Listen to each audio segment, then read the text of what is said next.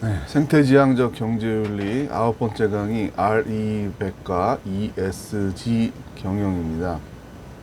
네, 순서를 좀 바꿨죠. 원래 당초 목차 보여드렸던 것과 8구가 바뀌었는데 그 이유는 ESG 최근 제가 읽었는데 정리를 좀 핵심을 안 해놔가지고 그거 강의안을 만드느라고 이제 순서를 좀 바꿨습니다. 부동산 불로소득은 이전에 경제윤리 할 때 강의안을 만들어 놓은 게 있어서 그거를 이제 거의 활용을 했고요. 여기도 이제 아리백은 생태윤리 강의했을 때 강의안이 블로그에 올려져 있어요. 그래서 이제 거기랑 또 앞부분은 겹칩니다. 근데 이걸 이제 처음 보는, 이 폴더만 처음 보는 분들을 위해서 다시 설명하면 이게 용어로 많이 쓰죠. R200. 지난번 대통령 선거 후보들 TV 토론에서도 논점이 됐었는데 재생에너지 100% 사용하자 그 말입니다. 그래서 R은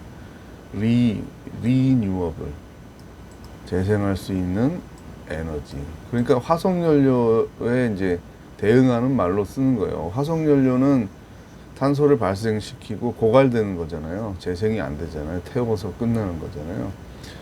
근데 그게 이제 지구의 자원으로서도 고갈되는 문제도 있지만 환경에 주는 데미지가 크니까 자연 속의 친환경적인 거. 그래서 구체적으로 말하면 그게 뭐냐. 태양력이랑 풍력이에요. 주로 얘기하는 게. 그걸 통해서 이제 에너지를 얻을 수 있어야 되고, 요점만 얘기하면은 원전은 아니에요. 아리백에서 원전은 재생에너지에 포함시키지 않는다라고 선언하고 있습니다. 그래서 지난 대선에서도 그게 논점이 됐는데 대통령과 대통령의 이제 참모들이 준비를 전혀 안 했다라는 걸 볼 수 있었어요. 그때부터 다음 정부가 만약에 보수 정당이 집권을 하게 되면 생태 문제는 좀 심각하다라는 생각을 저도 했었어요. 근데 이제 왜냐하면 이제 대통령 후보자가 지금 현재 대통령이죠. 이건 모른다고 얘기했고, 이건 모를 수도 있죠. 모든 걸 다 알아야 되는 건 아닌데 그 이후에도 공부도 하고 본인이 못하면 참모들한테 시켜서 그게 뭐고 어떻게 대책을 해야 되느냐, 어떤 흐름으로 정부가 지원을 어떻게 기업을 해야 되느냐 이런 논의를 해야 된다고 보는데 그렇게 안 하고 반대가 되는 거, 예산을 오히려 이전 정부가 했던 거는 다 사업 축소를 해라 이렇게 지시를 하니까 밑에 참모들은 또 복지부동이죠. 이건 안 됩니다라고 싸워서라도 이거는 기업에도 안 좋고 나중에 국가 경쟁력도 안 좋습니다. 이렇게 얘기를 했어야 되는데 그런 소통이 안 되는 것 같아요. 이거 예산을 깎아버렸어요. 늘려도. 왜냐하면 우리나라는 지금 경제 대국 중에서 최악의 기후 악당이라고 얘기를 해요. 가장 많은 원자력 에너지와 가장 많은 화력 에너지를 쓰고 있는 나라예요. 재생에너지 비율이 약 15% 정도밖에 안 돼요. 나머지 85가 다 하지 말라는 걸 지금 하고 있는 거예요. 그거 큰일 났죠. 큰일 난 거예요, 이거. 자, 포춘지에서 세계 1000대 기업에게 촉구를 해서 자발적으로 들어가서 지금 점점 늘어나고 있죠. 이 자료가 나올 때만 해도 벌써 400개가 동의하고 들어갔는데 우리나라는 글로벌 기업 32개가 가입을 해 있어요. 자, 그래서 유럽연합이 주도를 하는데 제가 강조하는 서유럽의 개신교 국가들이 주도를 하고 있습니다. 그 나라들은 벌써 40, 50, 60, 덴마크가 최고인데 70을 육박하고 있어요. 국가 전체적으로. 우리나라는 15%에 못 미친다 그랬죠. 세계적인 기업들에게 요구를 한 이유는 이 민간 전기보다 세계적인 기업이 쓰는 전기가 더 많기 때문입니다. 우리나라 경우도요. 삼성전자가 제일 큰 회사잖아요. 삼성전자부터 10대 기업의 전기 사용량이 서울시 민간 1000만 명의 사용량보다 많다라는 제가 보고서를 보고 깜짝 놀랐어요.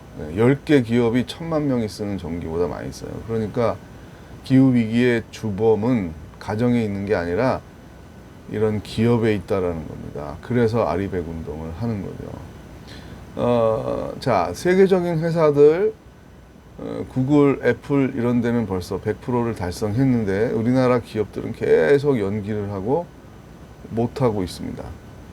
제가 이거 뭐 전에도 말씀드렸으니까 또 반복은 안 하는데 원자력은 폐기물이 자연에 데미지를 크게 주고, 만약에 사고가 났을 때는 원자폭탄이 터진 것만큼 피해를 주잖아요. 복구하는데 체르노빌 100년, 그다음에 저 후쿠시마에 터진 것도 100년은 가야 되는데 지금 방류를 하고 있잖아요. 최소 원자력 사고가 나면 100년 동안 복구하는데 최소의 시간이다라고 학자들이 얘기를 하고 있습니다.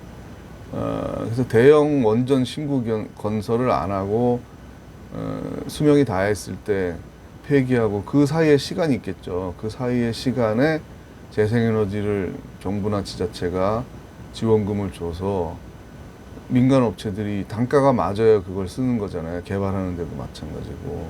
너무 늦었어요. 하여튼 그래서 아리백의 요구에 제일 OECD 상위 국가들 중에 우리나라가 최악이다라는 것을 우리가 알아야 됩니다. 하여튼 한국교회가 알아야 되겠죠. 하나님의 창조인 지구를 보존하는 일에 진보와 보수가 어디 있겠어요. 다 힘을 합쳐가지고. 유럽에서도 그렇게 전쟁하고 서로 죽였던 개신교와 카톨릭이 힘을 합쳐서 지금 환경 문제에 대처를 하고 있잖아요.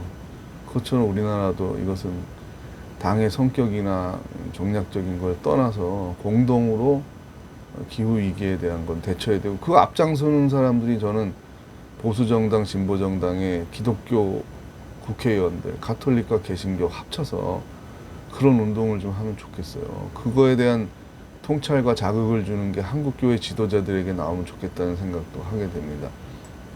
자, 그 다음에 이제 추가가 된 건 뭐냐. ESG 경영이 지금 하도로 떠오르는데, 이 약자를 많이 쓰니까 이제 어렵죠. 환경, environment, 그 다음에 사회를 생각했는데 social, 그 다음에 이제 지배구조에 대한 민주화, governance에 대한 투명한 경영. 그래서 세 글자로 ESG, 여러분 검색해보면 이미 책이 많이 나와 있습니다. 자, 2022년 기준 최근 통계죠. 한국의 태양광 4.1, 풍력 0.5.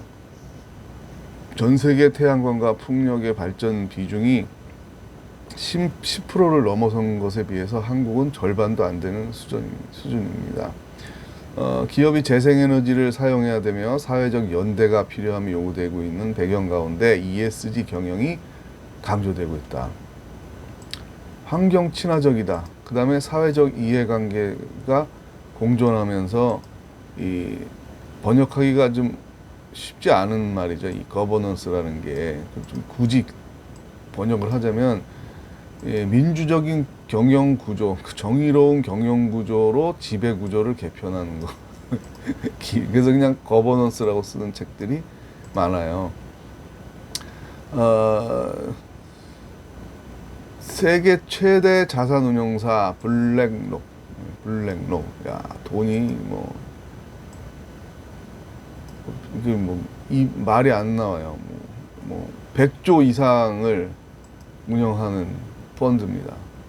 최고 경영자 레리 핑크, 유명한 사람이죠. 자, 핑크는, 이 사람이 돈을 목적으로 하는 거잖아요. 이게 펀드가. 근데 뭐라고 얘기를 했냐면, 기업에 지원하고 투자하고 다시 기업 팔고 그런 사람인데, 기업은 단기 재무 성과가 아닌, 그러니까 단기적인 수익의 지표가 아니라 장기적으로 지속 가능한 성장을 추구해야 된다. 이게 환경을 얘기하는 거죠. 그렇게 해서 단기적으로 성과를 낸 기업에 우리는 투자하는 게 아니라 지속 가능한 성장을 할 수 있는 회사에 투자를 하겠다. 그 말입니다. 그 기준이 뭐냐? ESG죠. 거기서 나온 말이에요. 환경과 사회와 지배구조. 그 사회의 공적인 재산으로 이익을 환원할 수 있느냐, 이런 얘기입니다.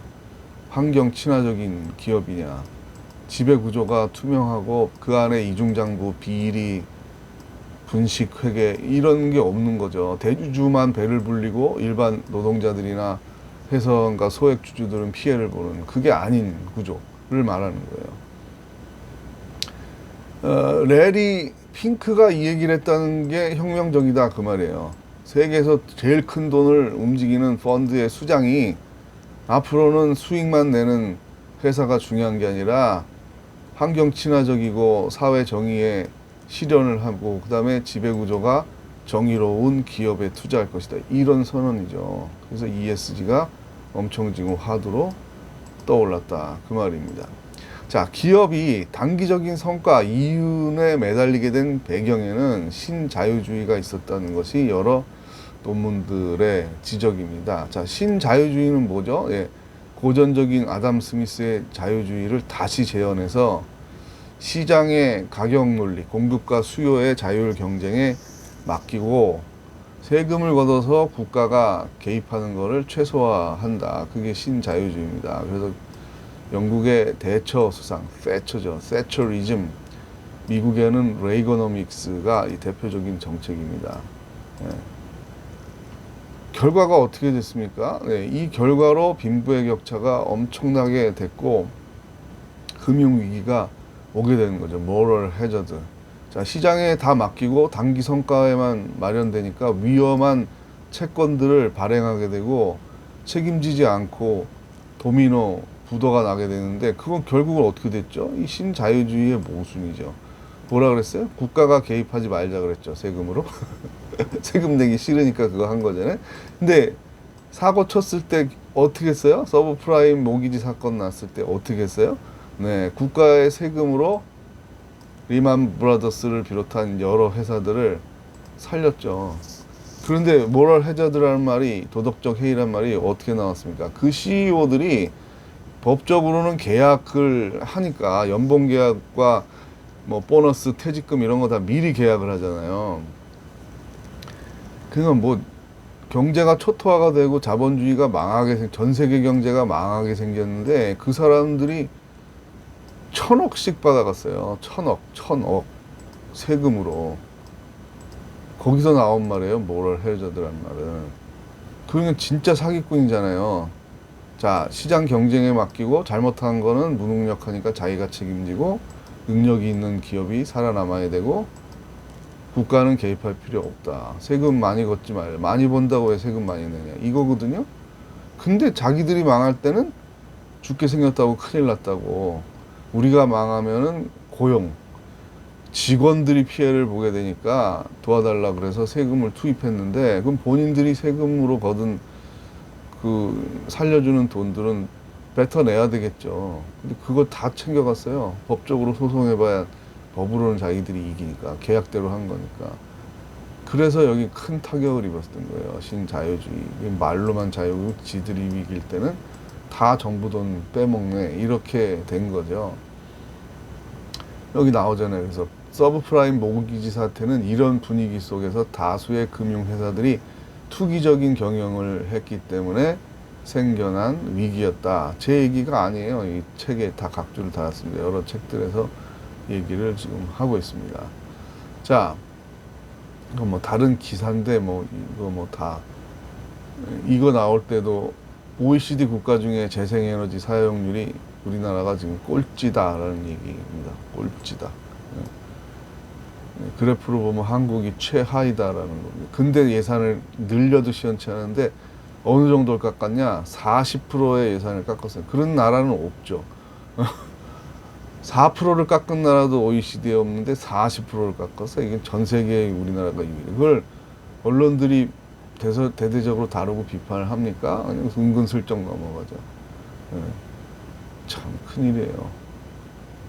제가 여기다 쓴 거잖아요. 자, 투기적인 경영을 하고 파산하게 돼서 세금으로 부도를 면하게 된 금융회사의 경영진들이 1,000억 원대의 연봉과 퇴직금을 받은 사건이 바로 서브프라임 모기지 금융위기예요.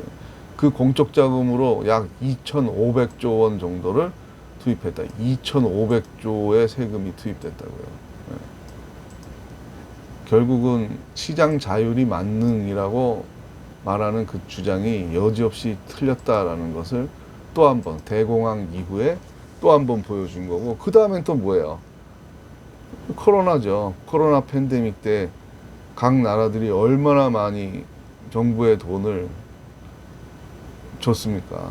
기업에게 주고 소상공인에게 주고 보편적인 지원금으로 전 시민에게 다 나눠주고 이런 일들이 다 케인즈주의가 다시 살아난다는 얘기를 하는 거예요. 시장의 만능이 아니다라는 거죠. 정부가 적절히 개입해야 되고 누진세를 정형한 경제 정의가 이루어져야 경제 정의와 생태 정의가 맞물려서 같이 간다는 거죠. 그래서 다시 한번 이걸 왜 생태지향적 경제윤리에 이 꼭지를 왜 넣냐?